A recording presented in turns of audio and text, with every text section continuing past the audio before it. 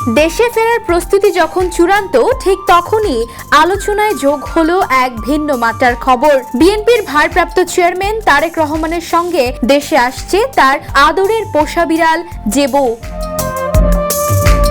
আগামী 25 ডিসেম্বর তারেক রহমানের দেশে ফেরার কথা রয়েছে। এই সফরকে ঘিরে রাজনৈতিক অঙ্গনে যেমন তৎপরতা চলছে, তেমনি সামাজিক যোগাযোগ মাধ্যমেও তৈরি হয়েছে কৌতূহল। ঘনিষ্ঠ সূত্র জানায়, তারেক রহমানের সঙ্গী হিসেবে এবার যাত্রা করছে তার পোষা সাইবেরিয়ান জাতের বিড়াল জেবু। 7 বছর বয়সী এই বিড়ালটির জন্য পাসপোর্ট সহ প্রয়োজনীয় সব আনুষ্ঠানিক অনুমোদন ইতোমধ্যেই সম্পন্ন করা হয়েছে। এর আগেও তারেক রহমানের ব্যস্ত সময়ের ফাঁকে জেবুর সঙ্গে কাটানো নানা মুহূর্ত সামাজিক যোগাযোগ মাধ্যমে ছড়িয়ে পড়ে। কখনো খুনসুটি, কখনো নিভৃত সময়।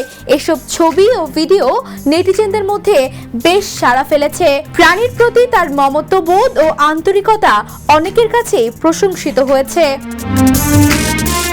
তারেক রহমান নিজেও বিভিন্ন সময় তার ভেরিফাইড ফেসবুক আইডিতে জেবুর সঙ্গে কাটানো স্মরণীয় মুহূর্ত শেয়ার করেছেন।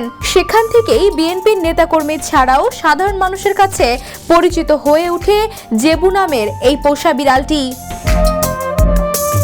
সম্প্রতি এক সাক্ষাৎকারে তারেক রহমান জানান, বিড়ালটি মূলত তার মেয়ের হলেও এখন তা পরিবারের সবার আদরের অংশ।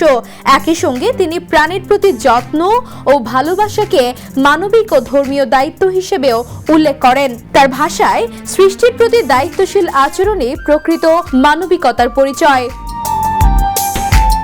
সব মিলিয়ে রাজনৈতিক প্রত্যাবর্তনের পাশাপাশি তারেক রহমানের এই সফরে জেবু যেন হয়ে উঠেছে এক নীরব কিন্তু আলোচিত সঙ্গী, যা ইতোমধ্যেই কৌতূহল আর আলোচনার জন্ম দিয়েছে। Desk report, the news.